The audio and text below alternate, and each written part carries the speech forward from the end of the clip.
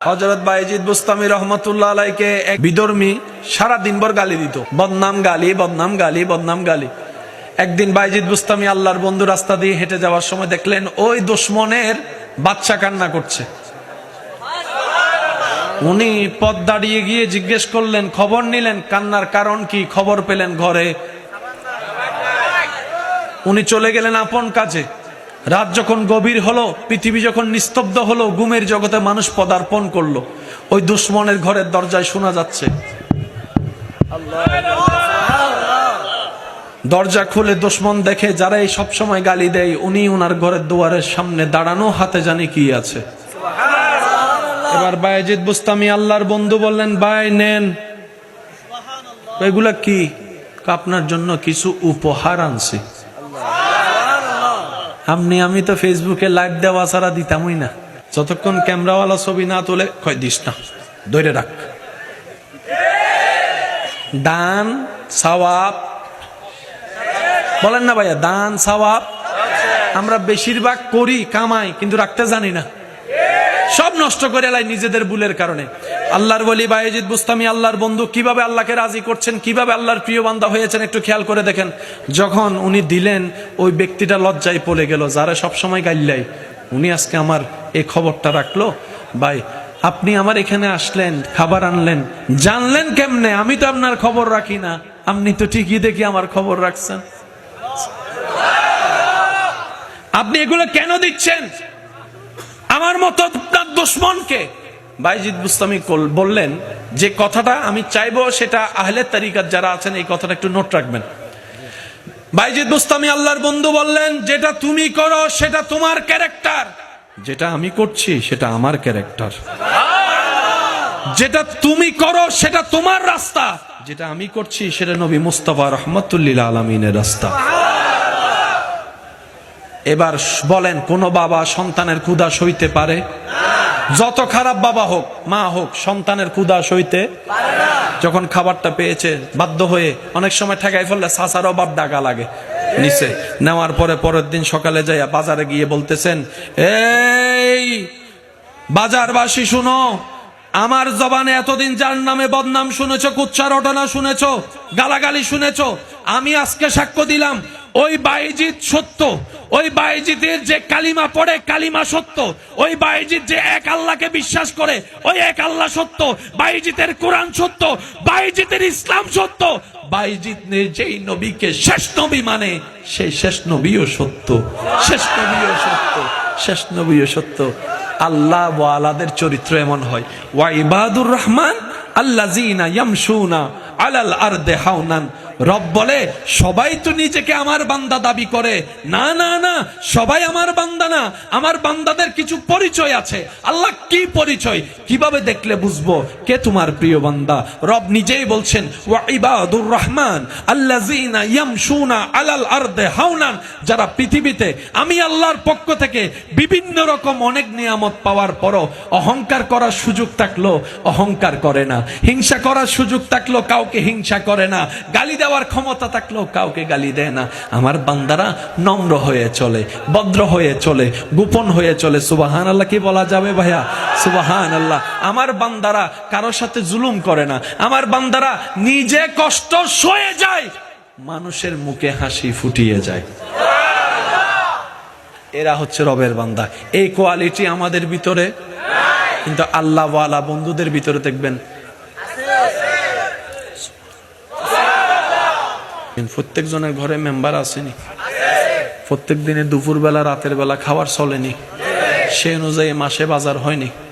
কিন্তু আল্লাহর বন্ধুদের দরবারে দেখবেন প্রত্যেক দুপুর বেলা রাতের বেলা 50, 60, 100, 150, 200 মানুষ। আমি আপনাদের মুখ থেকে সত্যটা শুনে সুবহানাল্লাহ শুনতে চাই। আমি শুনি নাই। আরো জোরে বলেন, আরো জোরে বলেন। আমরা বছরে একটা মেহমানদারি করতে গেলে পরের দিন টায়ার্ড হয়ে গেছি, পারি না। কিন্তু আল্লাহর বন্ধুদের দরবারে দেখবেন চলে চলে চলে চলে চলে। এবার বলেন, রিজিকের মালিক শেষ ভালো যার, সব ভালো তার। জোরে বলেন, রিজিকের মালিক। খাওয়াই কে? খাওয়াই কে? খাওয়ানো কার গুণ? আল্লাহ ওয়ালাদের ভিতরে এই গুণটা থাকে। আর আমরা কিতা করে জানেননি, রেস্টুরেন্টে যাওয়ার সময় 5 জন বন্ধুরে ডাক দিই, বিল দেওয়ার সময়, দোস্ত তোরা একটু বহ, আমি একটু ওয়াশরুম থেকে আইতাছি। এই 60 জন বন্ধু বসে রয়েছে, বন্ধু আইব আর আয়ে বলে না আয়ে। সেজন্য আল্লাহ ওয়ালা যারা হবে, গলায় কোনো সার্টিফিকেট থাকবে কিন্তু ওনাদের চরিত্রের সার্টিফিকেট থাকবে। আমি আমার যুব সমাজে বর্তমান সময় অনেকে আমাদের ব্যর্থতার কারণে আল্লাহওয়ালা অনেকদেরকে ভুল বুঝে, আবার অনেকে মিথ্যা বন্ড আল্লাহওয়ালা সেজে বসে যাচ্ছে। এই যে একটা প্যাঁচ লেগে যাচ্ছে, আসল নকল প্যাঁচ লেগে যাচ্ছে, আমার যুবক ভাইরা কনফিউজ হয়ে যাচ্ছে। মনে রাখবেন, আল্লাহওয়ালাদের দ্বারা প্রকাশিত আল্লাহর হুকুমে অলৌকিক ঘটনার কারামত, এটার চাইতে বড় কারামত হচ্ছে ওনাদের জীবন চরিত্র। ওনাদের জীবনীটাই সবচেয়ে বড় কারামত। আমাদের জীবনী শুনলে মানুষ কয় নাউজুবিল্লাহ নাউজুবিল্লাহ নাউজুবিল্লাহ, আর আল্লাহর ওলিদের জীবনী শুনলে মানুষ কয় সুবহানাল্লাহ সুবহানাল্লাহ। হযরত আবুল হাসান রাহমাতুল্লাহ আলাইহি এমন একজন আল্লাহর প্রিয় বান্দা ছিলেন, সংসারটা ছিল অভাবের, কিন্তু ওনার নিয়ম হচ্ছে আমি কোন জালেমের কাছে কাজ করব না। কিছু মানুষ আছে না নীতিতে কট্টুর, আমি অন্যায়কারীর সাথে অন্যায়কারীর অধীনে কাজ করব না, দরকার হলে উপবাসে থাকবো, ফ্রেশ কাজ পাইলে করবো নাইলে করব। আর আপনারা জানেন দুনিয়াতে সততার বাদ। এবার উনি বিভিন্ন জায়গায় কাজ খুঁজে কাজ পায় না, কাজ খুঁজে কাজ পায় না, তখন উনি কি করলেন, অবসর সময় তাকে লাভ কি, কাজ যখন পায় না তখন একটু আসল মুনিবের একটু কাজটা করি। মনে রাখবেন, নিয়ত যার যেমন বরকত তার তেমন। আপনি যদি এখন বিশ্বাস করেন আল্লাহর উপর ভরসা রেখে একদিন আমি কোটিপতি হব হব হব, আপনি কোটিপতি না হইলেও লাখপতি হইবেন। সেদিন আমাদের টিচার আমাদেরকে বলতেন, এসএসসি পরীক্ষা দেওয়ার আগে বললেন, গোল্ডেন এ প্লাস না পাইলো গোল্ডেন এ প্লাস পাওয়ার স্বপ্ন দেখো, গোল্ডেন এ প্লাস না পাইলো অন্তত এক গ্রেড হইলো তো। যুবকরা একটু আওয়াজ দেন না রে ভাই। আপনি যদি টার্গেট করেন 10 তলায় যাবেন, না পারলে অন্তত 7 তলা হইলে যাবেন তো। আর আপনার টার্গেট থাকে যদি 2 তলা, বুঝতে পারছি? বর্ষাটা কার উপর? স্বপ্ন দেখবেন আল্লাহর উপর ভরসা করে, টার্গেটও করবেন বড়, পৌঁছায় দিবেন কে? আপনার এলাকায় এমন অনেক মানুষ আছে আমি চিনি না, কিন্তু মাইকের আবার শুনছে, কিংবা আপনারা জানেন যাদের বাপ দাদার তেমন কোনো পাওয়ার ছিল না, টাকা ছিল না, কিন্তু নাতির বেলায় আইসা এখন আছে। বলেন না আছে? আমরা তো সারা জীবন শুনেছি বাবা দাদা মামা কাকা সাপোর্ট ছাড়া বলে কেউ বড় লোক হইতে পারে না, বড় হইতে পারে না। আমার ভাই হলো কেমনে? সততা ছিল, ধৈর্য ছিল, আমানতদারি ছিল, আল্লাহর উপর ভরসা ছিল, পরিশ্রম করেছে, আল্লাহ তাআলা সাইটারে সোনা বানাই দিয়েছে। আপনার একজন আল্লাহ আছে, সবাই বলেন না আপনাদের একজন আল্লাহ আছে, আমাদের একজন আল্লাহ আছে। আমাদের আল্লাহ কি দেখে কি দেখে না, শুনে কি শুনে না, দিতে পারে কি পারে না? আমাদের আল্লাহর ভান্ডারে কমতি বলে কোনো শব্দ, তাহলে আমরা না পাবো কেন? আমরা চাইতেও জানি না, নিতেও জানি না। আমরা নি কেমনে জানেননি? অন্যর থেকে কাইরা। আল্লাহ কই তুই কাইরা নিছত কেন? আল্লাহ এটা আমার পছন্দ হয়েছে, তো তুই তো পছন্দ হয়েছে আমার কইতি, আমি দিতাম অন্যটার হাত মার লিখেন, তোর নামে আমি 2 কোটি বরাদ্দ করছিলাম, যা ক্যান্সেল।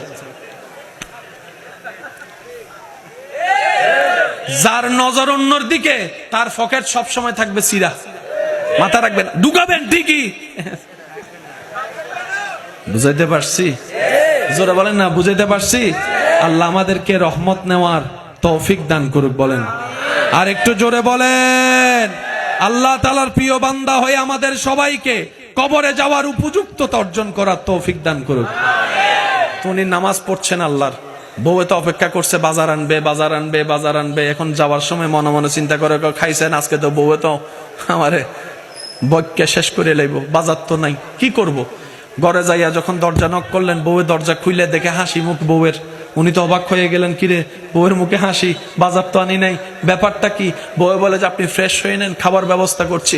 উনি মনে মনে বলে বাজার হইতে করি নাই, খাবার করতে গে খাবারটা দিল, বসলো খাইতে খাইতে। বউ বললেন, কেমন মালিকের চাকরি করেন, আপনার মালিকের মন তো অনেক বড়, 1 মাসের বাজার একসাথে দিয়ে দিছে।